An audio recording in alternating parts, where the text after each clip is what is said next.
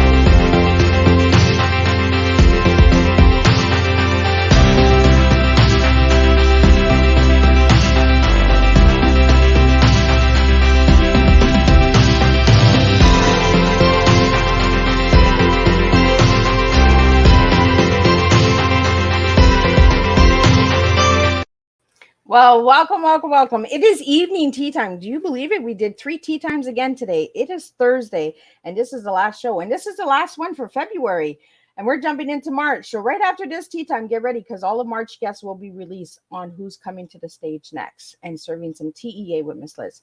But tonight I have the incredible Richard Blank, all the way from Costa Rica. That's right, we're traveling. So grab your seats, buckle up. We're traveling. This morning we were in Canada, this afternoon in the United States. Now we're in Costa Rica.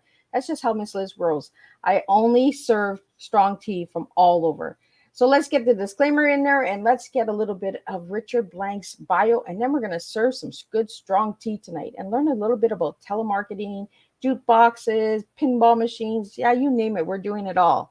So the disclaimer for Miss Liz's Tea Time Live show.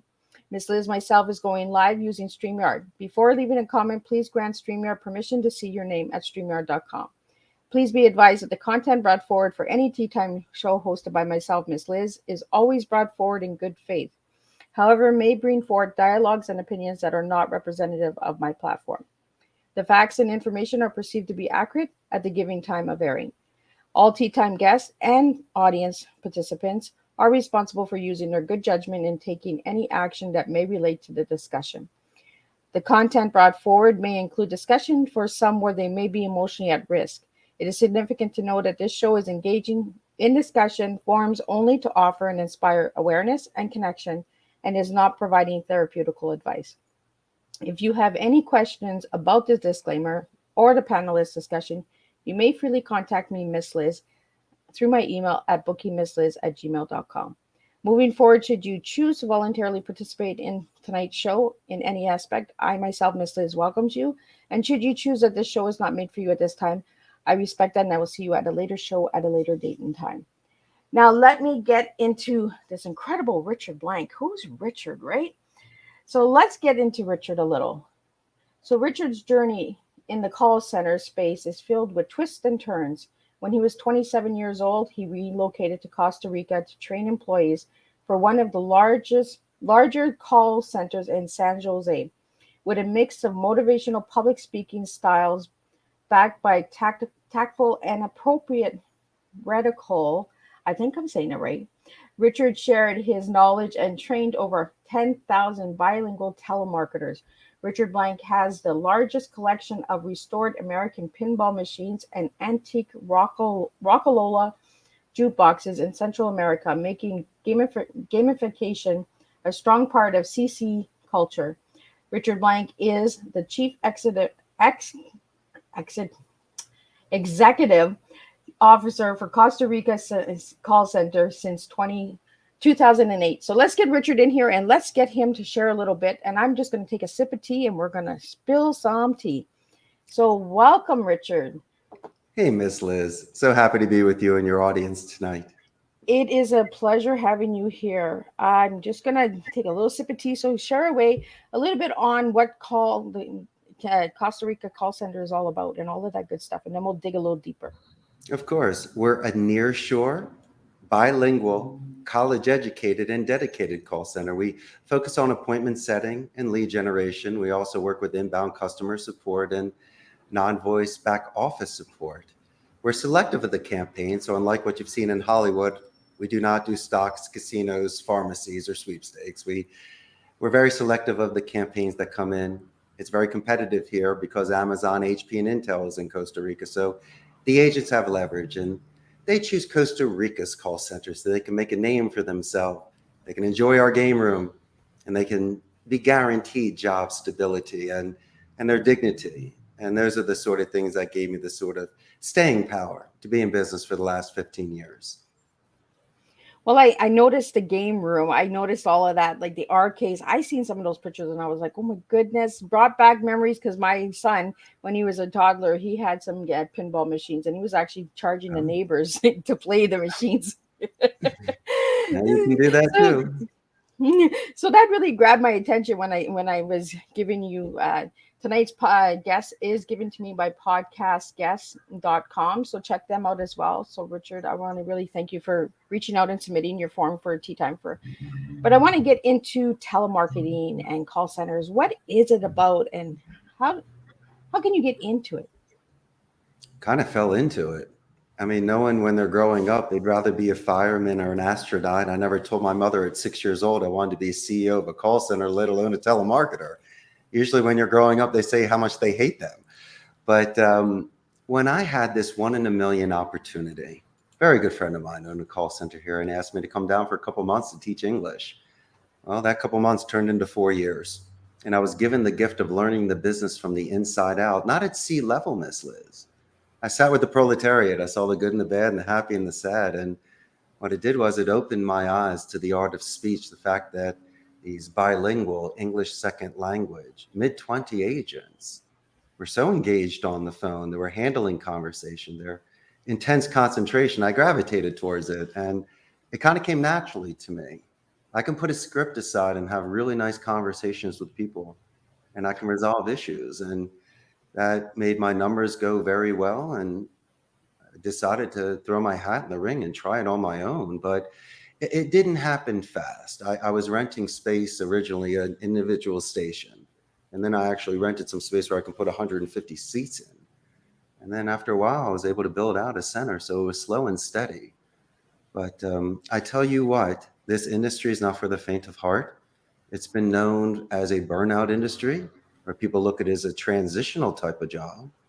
But Miss Liz, in Costa Rica, if you're very talented on the phone, you can earn more than most vocations. So a lot of people that work at call centers have medical and law degrees, but I did not burn out. I not only survived, but I thrived.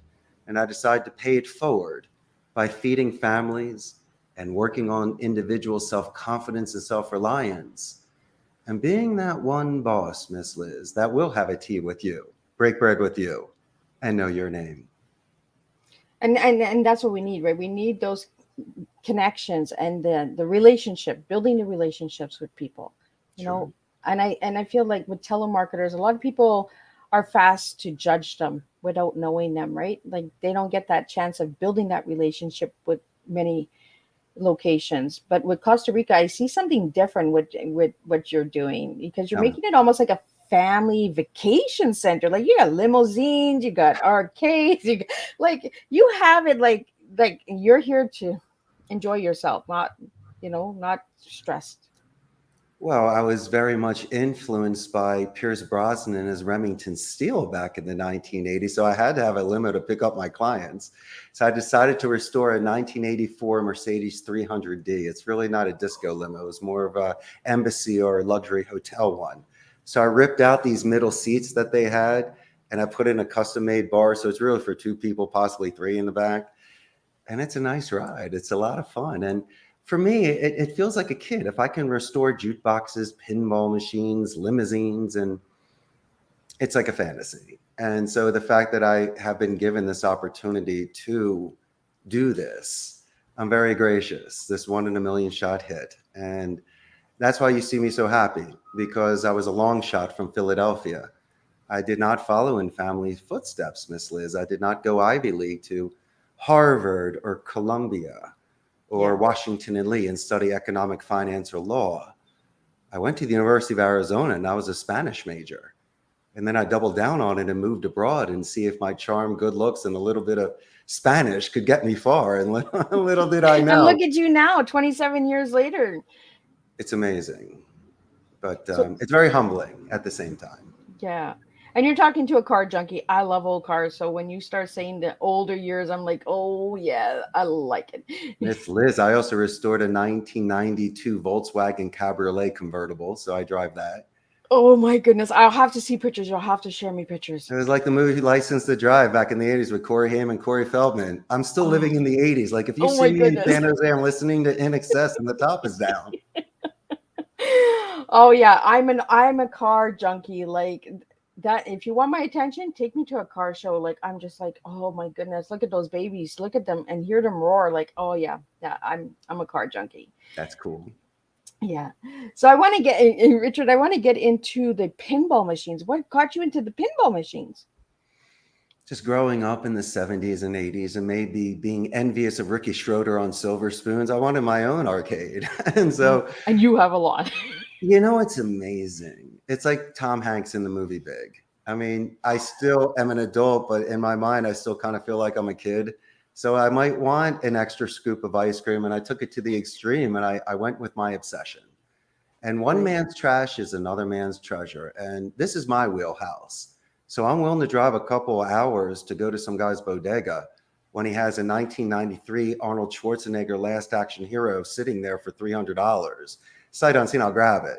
And Yeah, then I'll just buy some absolutely. parts from the United States and an electrician fix it up. Next thing you know, it's $5,000 machine that you're playing. And so currently I have 13 machines. My oldest one is a 1976 Bally's Freedom.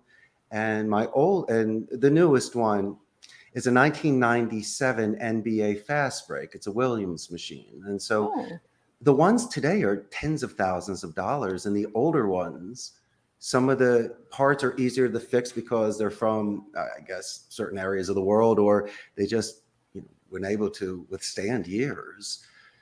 But I tell you, these machines are older than most agents. I've created a neutral environment at the office, which is free play, Miss Liz. I don't charge. And they can let off steam and recharge batteries and make friends and hang out with me.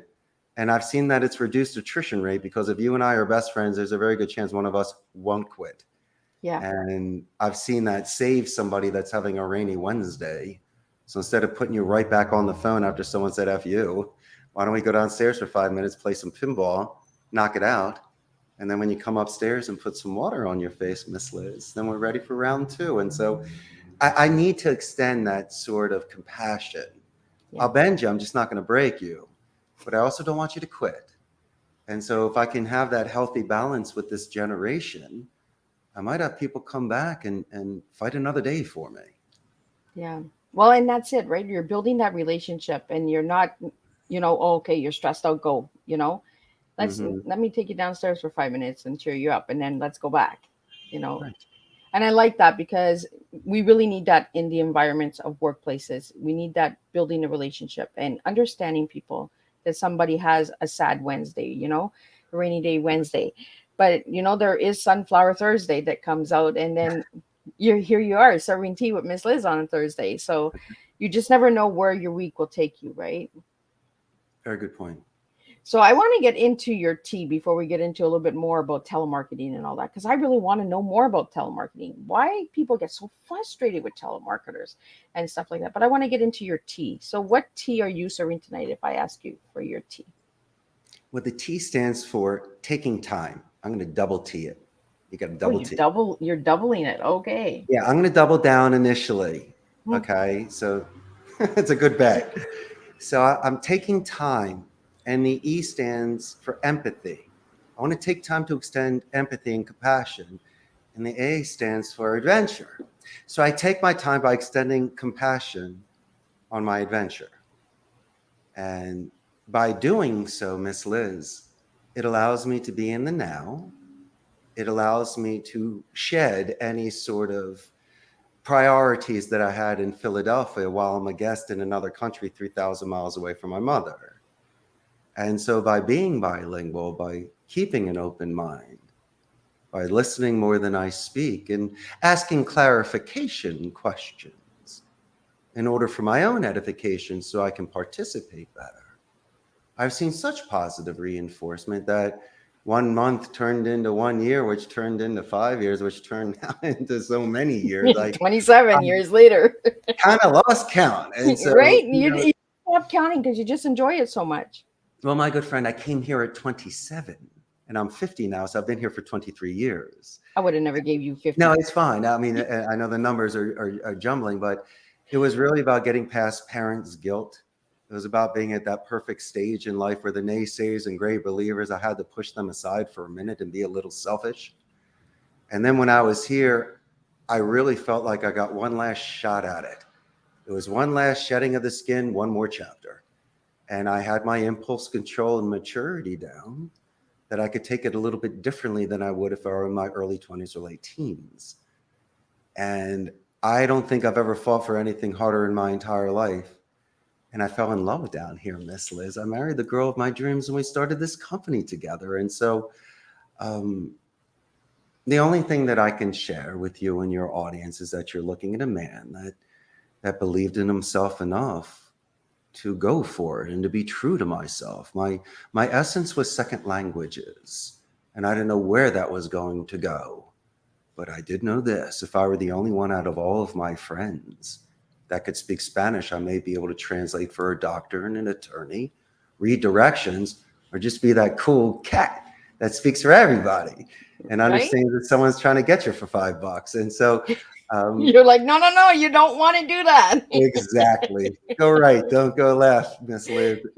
But whatever it was awesome. And it came natural to me. It wasn't a force fit, and I didn't hate studying Spanish. All I wanted to do was go out and speak Spanish and watch movies and listen to music and read.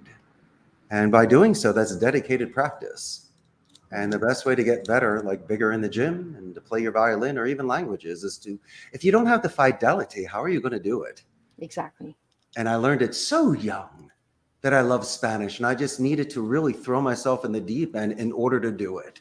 It just couldn't be that sort of school homework and the occasional. No. I really had to do it. And there you go, Miss Liz. And if you really have that sort of passion, I believe that your audience should take a very big sip of life in your tea and really enjoy what you're doing. Well, and that's the thing, right? We serve a different type of tea. So this type of tea, it needs excitement. It needs that, really transformation, empowerment, and action. If you're not understanding that transformation, what Miss Liz is coming at you with, then you're not going to understand the tea, because the tea is actually just serving who we are and what we do, our purpose. Like we said in the backstage, we serve a different tea on different days. And that's true, because that's who we are. We are different people on different days. We have a rainy Wednesday, and then we have a sunshine Thursday. So you just never know what tea you're serving. But I will say this, though, Miss Liz, that you do have a very large influence on my tea. I could still come to you with a very sad day, but still in the presence of Miss Liz, I may be choosing a different flavor because of your energy. And so my thoughts today was what you brought out of me. And so, yes, you definitely contributed towards my tea today.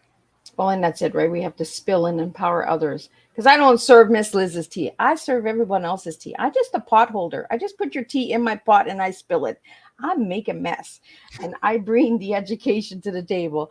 So, Richard, I want to get into, you do a lot of stuff for education. You have a scholarship that I found online. So how does that work for the scholarship from Costa Rica's call center? It's actually for my proud Abington High School. I extend a second language scholarship for a senior that's planning on studying languages at a university level. It's been my 6th year doing this. And they also extended to me the honor of being the keynote speaker for this 68th annual National Honor Society induction ceremony. I had to do it via video, but it was another honor. And this is somebody that was not an honor student. And in fact, I mean, I was active in regards to student government and athletics, and I was the class party, which I'm exceptionally proud of. But I will say this, though. If it weren't for that college recommendation letter from the late Principal Norman Schmidt, or my Spanish teacher, Esperanza Galsiak, really inspiring me and motivating me to continue my language skills, I would have not gotten into Arizona. And so I believe in the butterfly effect, and I also believe in paying it forward. And it's not the amount that I'm giving, or I'd like to put my name there because it's the fact of showing that someone did do it. And if you're bragging, it's not like it's $100 million. So it's really letting you know that the circle is complete. There's a 1991 person at that school that is doing this, and you could do it too. And that's what gets me excited. But here is different. You know, the telemarketing is a very interesting balance. And so what I try to do is I put fear into perspective in someone's first day. I'd rather have somebody that has the cognitive skills but no experience, so I can mold them and they don't have bad habits from another center. But there's a mix. So let's just bring people in for the first day. Prior to any sort of training or class, you know, we're going right to recess. They're in the game room for the first half an hour so they can make friends and chill out for a minute. Right? And have some fun. Come on, Miss Liz, you know that. You put the hook in the water and let them break them down easy, right? Absolutely. So when they come into class, they're loose, and instead of just absorbing, now they're contributing. And so why don't we put fear into perspective? Let's do the armor, the shield, and the sword. Let's do the psychology. Learning a second language is 10 times harder than any campaign that I would put you on. And prior to even meeting you, I see structured discipline and high cognitive skills. And so I'm extremely impressed. So what do we do from there? Then I work on a thesaurus so I can expand on their similes. We'll take out words like help and use words like assist, guide, and lend a hand just to readjust tone. Expand vocabulary. I can give them better punches. I teach them active listening because when you are doing this in a second language, it's extremely intense for short periods of time. So they need checkpoints. Why don't we do name drops? Why don't we ask clarification questions for edification? Why don't we repeat things in military alphabet just to give you a breather during tag for a minute? And so these are certain things that we can adjust paces and tones of calls, showing active listening, using personal pronouns with quarter-second slides by saying your or are, just to get your attention, because mind you, you're thinking of visual speech. And yes, there are tell signs, and you can read lips, bodies, proxemics, the shebang, but you're eliminating, Miss Liz, 3 of our senses. We don't have taste, touch, and smell. So the scientists say that the other senses should be expanded. So of course you should be doing active listening. But I've argued with my class in regards to sight on the phone. They claim you can't see over the phone, but I beg to differ. You know perfectly well, Miss Liz, when you read a book, your imagination is better than any sort of movie. So there's nothing wrong with descriptions and adjectives and putting a little color to your speech. And so through metaphysics and image streaming, I have made their vocabulary, their delivery, and their captive nature. It's incredible. It's irresistible. They become paintings. They're not prints. They're artists of speech. And what they do on the phone with positive escalations, where they take the secretary's name and they say verbally how amazing they were when the call is passed. Miss Liz will do it in writing. So it separates anyone prior to a contract. My friend, when you telemarket, you don't force hands or twist arms unless there's a sense of urgency. It's the last ticket to the show. From an educated point of view, people make a decision. As long as I can prolong conversations by simple manipulation, by just active listening, I can give myself the ability to ask, receive, engage positive and negative reinforcements. And these are the sort of things that you can do throughout conversations, to have 10-minute conversations and convert calls. And it's a beautiful thing. Because when you have a structure and you force someone to end a call quickly, then you're commissioning a painter. You should allow somebody the ability to anchor with you if I hear a dog in the background, instead of hushing it away and saying, excuse me, I can't hear. My friend, I will inadvertently and passive aggressively, strategically tell you to let them know that the dog sounds great. What's the dog's name? What's the breed? And how old is your puppy? Well, you want to build a relationship, right? Because when you get on the phone and somebody short answers, and and getting frustrated with you, you can actually feel that energy. You can feel that. So it's like you said, Richard, like there is a vision of the caller on the other side. You can tell if the caller is frustrated or sad or, happy, wants resolution, doesn't want resolution. You can feel all of that. That's just like a painting. That's just like making art, right? You Could have a have been stronger, prevented. Were there any ways to prevent this before you calling and popping and yelling and exactly, right? screaming and maybe even cursing, Miss Liz? Right. But I think Hmm. there's not enough education out there on telemarketing and telecommunication. I think people just assume that they know that it's just going to be a 2-minute call, boom, done. I have a resolution. Where they should be making the relationships and building relationships. Like when I get on the phone, I'm just a big old chat box. So I just want to know everything. Like, Oh, you're oh, it great. sounds back there. Oh, that sounds pretty. Like, are you in the home? Like, I almost kind of get onto the reverse side of the conversation, and then I'm like, oh yeah, I'm calling you for this again. So I kind of lose my way when I'm on the phone with a Oh, Miss telemarketer. Liz, if I could only grade your QA here on doing something like that, I would have that call listened to in the training room. And I would let them know that it's a Wu Wei technique. You are so easy flowing and making best friends. You're a genius. You Right. can't train on that. That comes natural. You said, oh, wait a second, this is what I'm calling about. Yeah, hold on, Miss Liz. Put that to the side. Listen to you right now. Can we pick that apart with the people and listen how you said my name 3 times and how you talked about my pinball machines? You know what you did? And this is a secret. If you can do due diligence prior to a podcast or a phone call, an email or a voicemail, just by a LinkedIn profile or website, you can custom make it. And by doing so, it just separates you from other people as well. And what you did was good faith, and it was very sincere.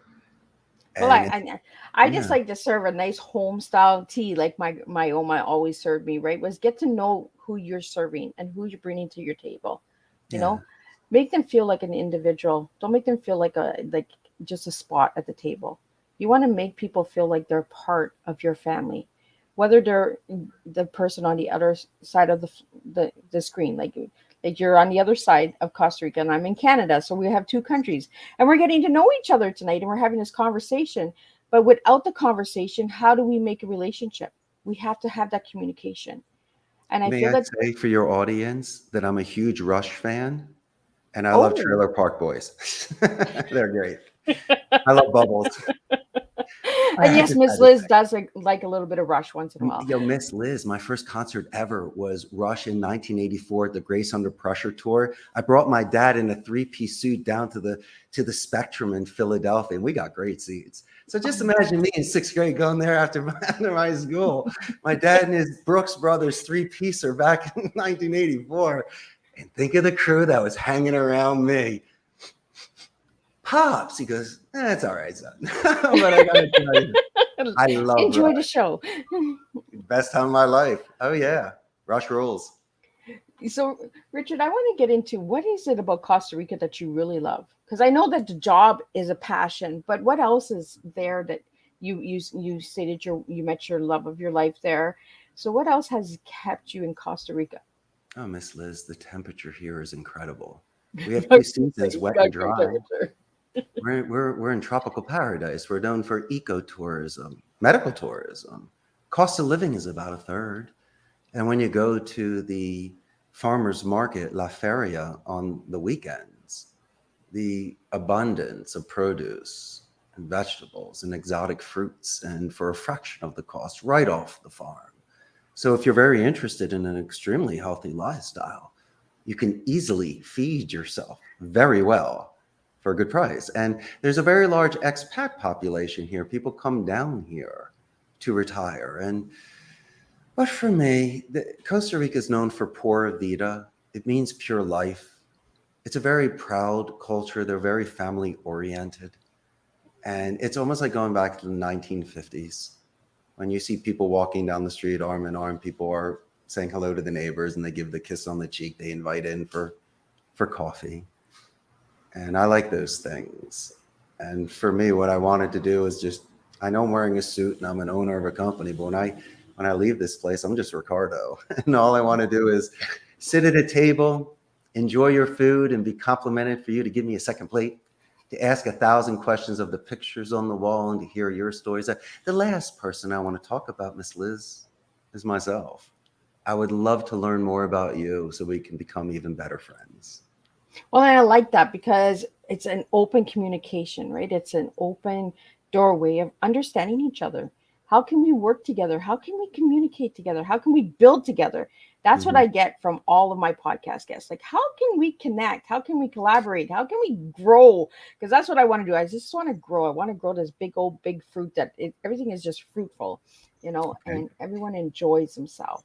And I'm glad that you're enjoying yourself tonight because I love when my guests enjoy themselves. And I love when you serve a good, strong cup of tea. And your tea is really strong tonight. So I want to thank you for that, Richard. Had to work for it. Didn't Right? come Yeah, easy. I had to make you work for it. I make my guests work. That's right. I give them homework. Like they have to work. Well, you I got no should. pinball machines, but I got a tea and I Hmm. make them work. So Richard, I want to get into a little bit. I have so many notes here that I want to get into, and I want to make sure that I hit on everything. Sure. So I want to get into the jukeboxes. Of course. So what is it about the jukeboxes? That was something I was not used to growing up. I'd occasionally see it at the bar, the restaurant, or at the train station or airport, or wherever when you're traveling in the 70s and stuff. And then they kind of disappeared. But I guess I bought my first combo when I was here. I bought an arcade machine. I bought an Ultimate Fighter, and the guy threw in a 1977 Seaberg STD4 Mardi Gras. It's a beautiful one that's got like the rainbows on it. Oh, And I said, wait a second, this is awesome. And I go, wait, it works and it sounds okay. I'll tell I opened it up and there were like 90 discs or 90 45s in there. I was like, gold mine. And I pulled out one. I'm like, who's this? Who's this? I go, where's Duran Duran? I mean, there was nothing that I knew. They were all, and then all my agents like, oh, I love that guy. I love that song. You can have it. I don't even want these things. What a shame, right? But then I said, okay, let's calm down. But then I converted it as well for Bluetooth at MP so people can put on their own tunes. And then I got my obsession again. And then I started looking for them. And I found this beauty. This is a 1961 Rockola Regis oh my goodness. in mint condition. And what do? You have to give them a good home. You have to Yeah. polish them. You have to put them on every floor of the call center, parts of your home, and everywhere so your wife is cool with it. And you play them. And imagine lasting 50 years. And imagine all the people that fell in love in front of that and put 5 cents in it to play the Right? It's song. the stories. It's the history of those machines. They have energy.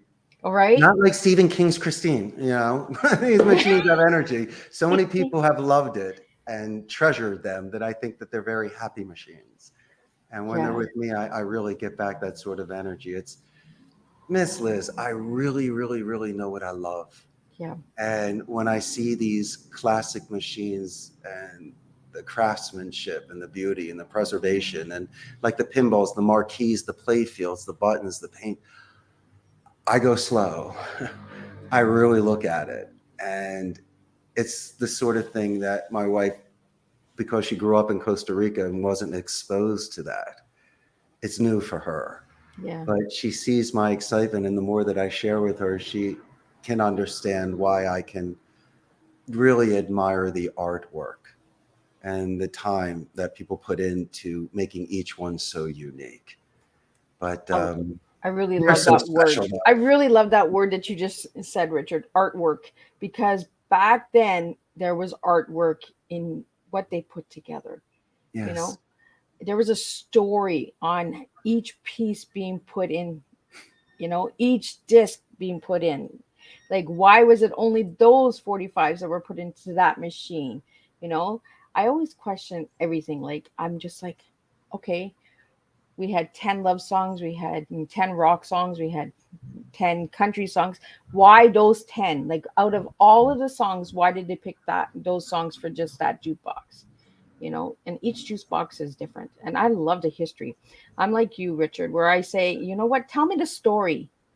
Tell me how it was created, who built it, who had it, how many owners did it have?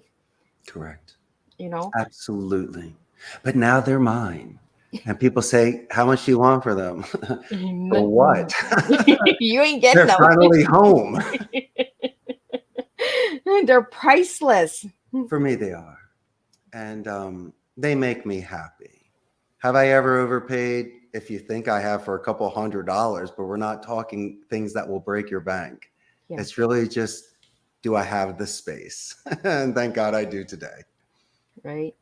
And I think that's what you do with your business as well, is you put the heart into it, right? You get to know each of your employees. So you're like, why are you here? What drew you to my center? You know, what can my center give you? How can we build you? How can we play with you? How can we, get you to build that artwork for us? Because Miss that's Liz, what. may I share a secret with you? Sure, go ahead. When everybody fills out their resumes and their forms, they'll give me their job history and their qualifications, which is, I'm punctual, I'm loyal, I'm dedicated. Thank you. Could you give me 3 paragraphs, please, on a coming of age moment? What's a coming of age moment? So I have to explain it to them. 3 paragraphs. Thank you. So I get to see their spelling and grammar. But Miss Liz, I get to see the time they beat up a bully or saved a kitten. Why do I do that? Rainy Wednesday. Because when I see Champ in the corner and I remind of when they beat the guy up and saved the princess, I got it. And that's where you start giving the nicknames, and that's when you start getting deep, because they shared something with you, and it's something that you have to respect. But I do get those sort of insights from people if they're willing to give it to me, and if Yeah. they're willing to share something personal about, without prying. I will use that not to our advantage, but I will use that to decompress, reset, and hopefully move forward. Right. And I like that you said, like, I like the attitude, loyal, honest, punctual.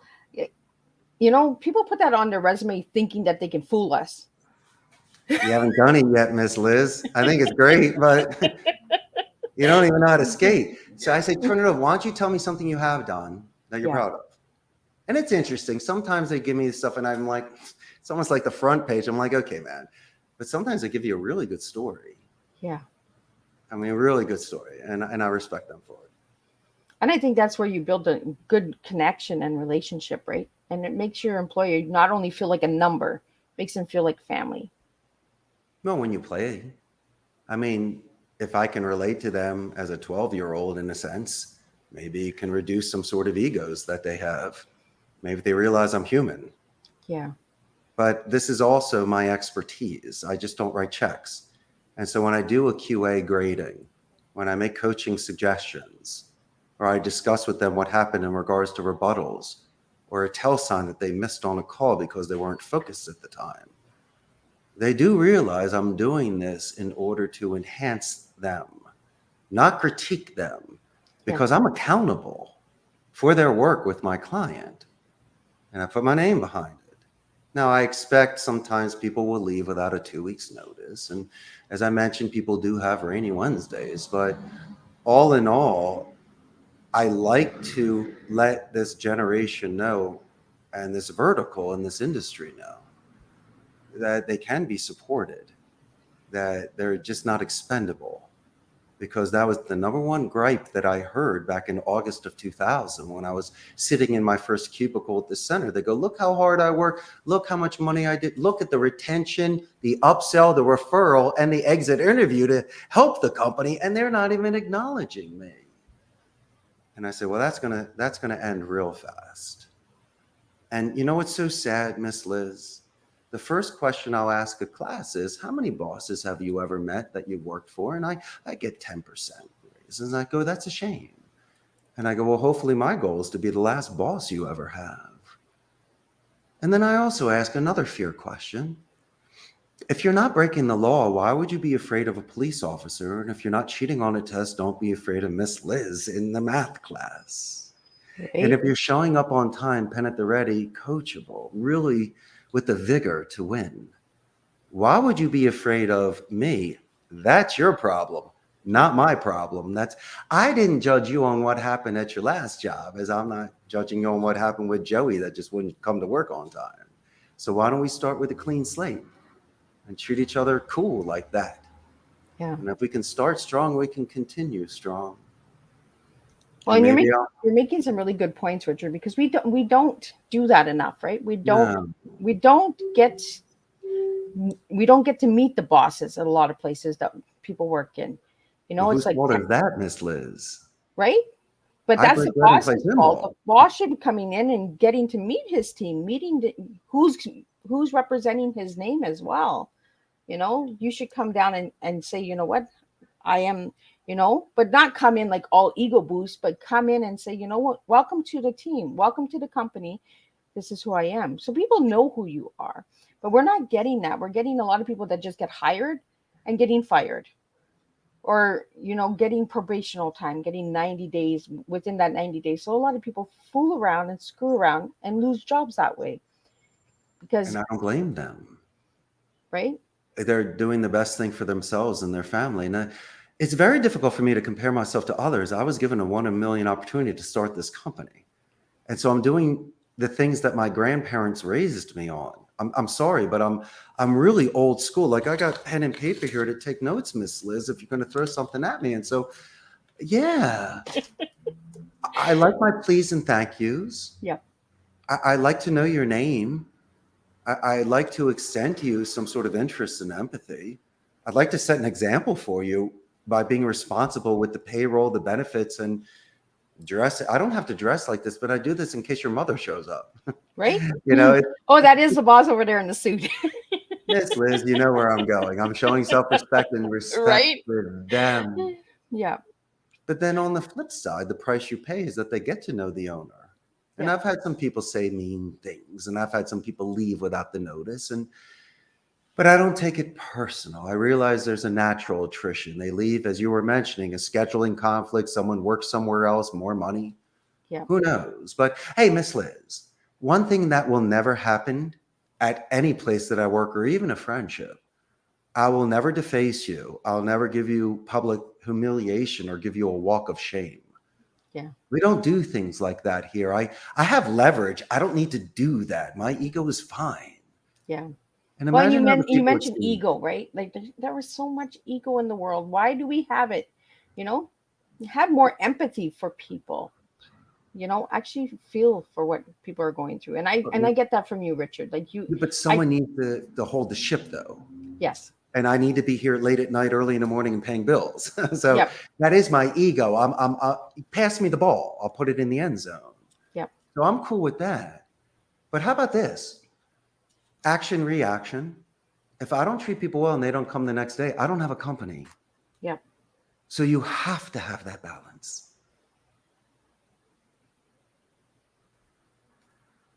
You need it. And you serve that with your tea, because you said empathy. We need empathy. We need to understand that there are human beings out there. At the end of the day, they're not numbers, they're people. And you really do that. You build a relationship with all of your workers by giving them that half an hour playtime to break the ice, get them comfortable, get them loose. A lot of people will go into interviews or start a new job, and it's just like, there's your desk, go to work, boom, and then they wonder why someone's leaving in 30 days, because they haven't even been acknowledged or appreciated for anything that they've done, show up on good time. So It's got to be authentic. I'm not going to walk past you and say, hey, good job, champ. What did Miss Liz do? And stop calling her champ. I would go, Miss Liz, hey, Richard, how you doing? Hey, what's up with Miss Liz? By the way, last Thursday when you got 14 and Mrs. Jones, I can't believe you sold her 3. That was incredible. And you were talking about her dog Fluffy for 5 minutes. That was awesome. And then I walked away, and then you go, wait a second. He really did listen to my call. He just didn't say, good job, champ, or call me Lisa. So, oh, he knows my name. he knows my name. But listen, I don't want that either, because once they go, he knows my name, then I feel weird. I go, of course I do. Come on, don't think so low of yourself. Yeah. You did so well. I heard A, B, C, and D on last Thursday's call. Give me the thing. We're out. And then go, wait a second. He treated me like a human. Listen to my call. We didn't have to butter muffins or kiss butts. It was real. Coach Right? really did congratulate me on a big play, and he's out. There we go. There we go. Authentic. Well, it's Canadian Philly style, right? Yeah. It's that Canadian proud, strong moment, right? Of the good You Philly have steak. my favorite athlete of all time, and I have a shrine on my wall for Bernie Perrant. Oh, Bernie. Oh, he was my Philadelphia Flyer, but he's a Canadian boy. Oh, didn't know about that guy. I'm gonna have to check him out. Yeah, he was my Broad Street Bullies during the 70s. But no, I grew up playing ice hockey. I was a goalie for ice hockey, and then I played competitive roller hockey in college. And I got to play hockey here a little bit, but they played, it's like European hockey where the sticks were like girls' field hockey sticks. Oh, okay, yeah. And they used the old roller skates. And so I didn't want to kill my ankle. So I went in and played goalie, which was weird because they had the pads, but they had like almost two blockers, but no glove, two waffles. And the stick was small too. And so the goalie plays different. They're more on their knees and playing one. I'm a one that's standing up, as a goalie. And so I always do. It was great. It was like old times. And I was aggressive goalie too with doing double pad stacks and stuff. And they just weren't. And I was wearing my Flyers jersey. It was great. But they stopped playing once COVID hit. But I missed my hockey. That was cool. Yeah. So Richard, I did ask you a couple questions before we did our interview, and I asked you what your favorite color was. Do you remember what color you gave me? Oh my goodness. I have so many. Depends on the day. Oh. Did I say crimson? No. Uh-oh. Like a nice turquoise blue? Mint. How about a lime green? No, you went with mint green, but I see you the mint blues green. and the greens. See, Oh, that's the you thing, like Miss the Liz. You ocean got and me the on that water. game. Yeah, my mint green. So why that color, mint green? It reminds me of like the 1950s, which was kind of cool. And I always think that the mint with the white is a wonderful combination, especially for ice cream. But for me, it's a very soothing color. It almost reminds me to chill. And so it really puts me in a good frame of mind. I can almost taste it. And I also asked you one word to describe yourself as a person, and you gave me the word chilling. So there we go with the mint green and chilling ice cream. Like, yeah, put some you got me in sprinkles a on good there and day some that chocolate day. chips. Right? Chilling has got me very far in life. And an old expression, chill, don't grill. And so, usually it's one of those things that kind of in Philadelphia got us to our focus again. I like it. I like a chilled ice cream, a chilled minty ice cream. Put some sprinkles, some chocolate chips, and we're good to go. Mm-hmm. So, Richard, I want to get into a little bit of the call center. Sure. If anybody would like to get into the call center and get into the training, what's the best way to go about it for all the people that are out there that would like to get into this field? Oh, so many areas. But I think the greatest thing is to record yourself. You have to have your structure in regards to your tone, rate, pitch, and duration. I think you should practice writing. You should practice delivery. I think pauses are important. There's phonetic tools you could use in regards to mirror imaging technique to match people's speeds and sounds. My suggestion is to have an empathetic and confident tone, and that should be consistent. I think you should use silence as an advantage so you can gauge reactions from people. Due diligence is important. Military alphabet is essential. And as I was mentioning before, I believe that names should be used for transitional sentences or confirmation questions. And you should emphasize trigger words on sentences. You might look at it like a script where people circle, underline, and they do their pauses so they know when to emphasize. But when it's natural speech, they won't see it. It's almost subconscious. You're so well versed. You're so well practiced. They won't see it. Like when Bruce Lee punched you didn't even see it coming. Yeah.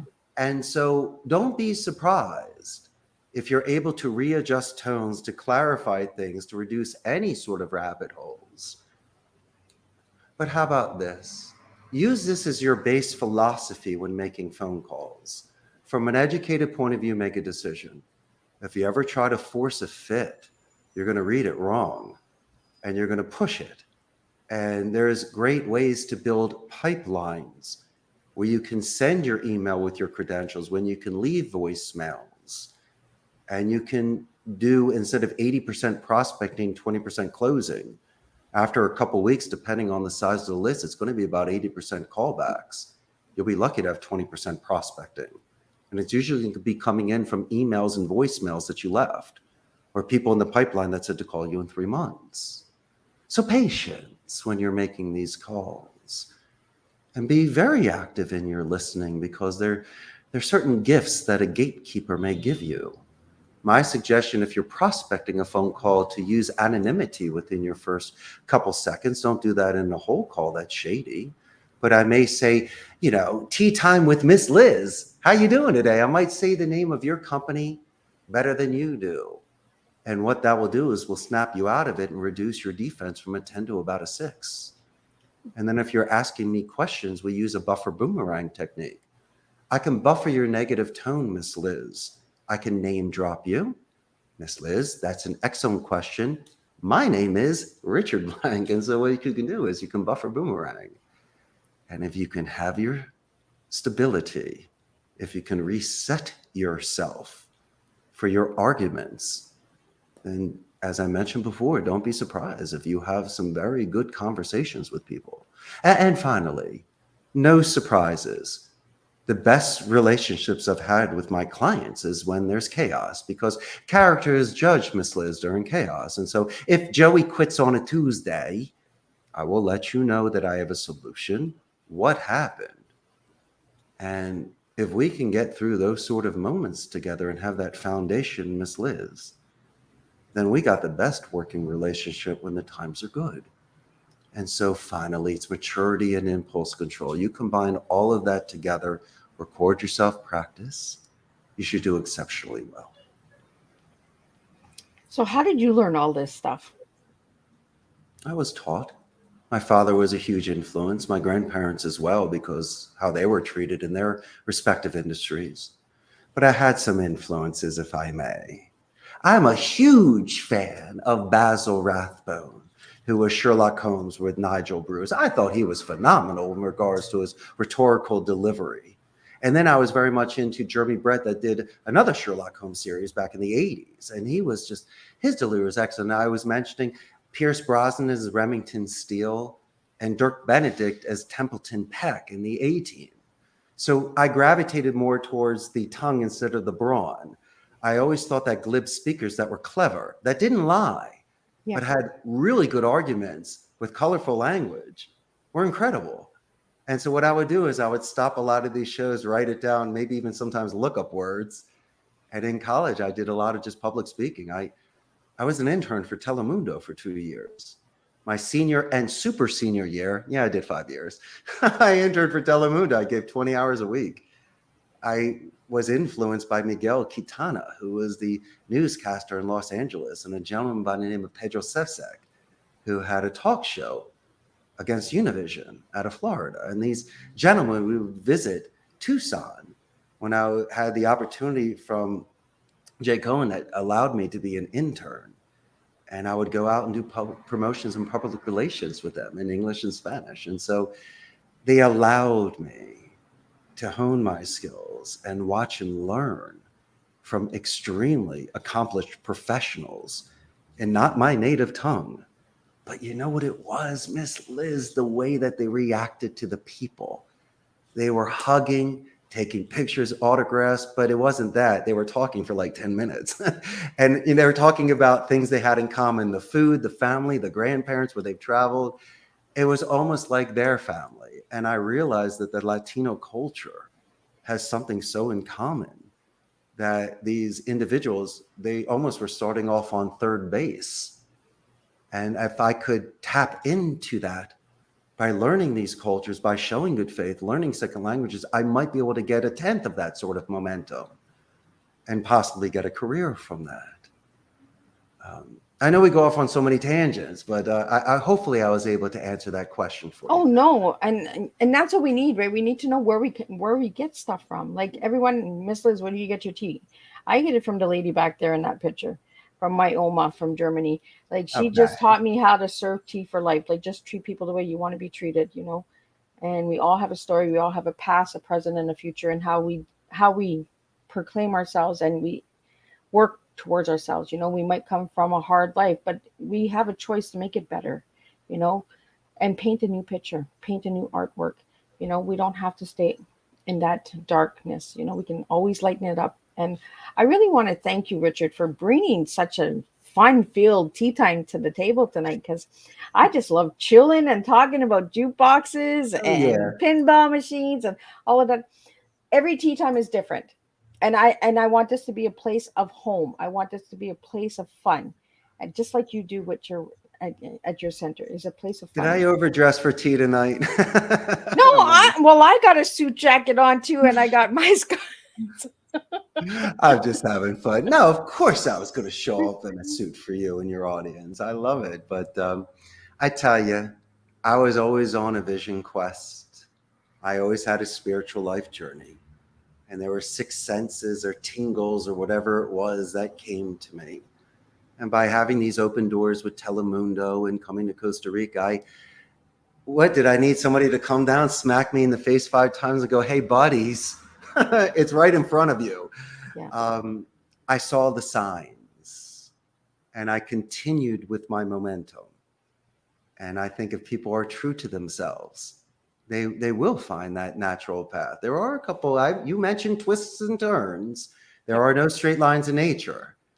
But obviously, I needed a little bit of rudder to my ship Well, just to you be able needed to. that adventure, right? If you was Exactly. this straight, there'd be no adventure. And you gave adventure in your tea. So you had those twists and turns, those ups and downs, right? We need adventure in life. We need some humor. We need some playtime.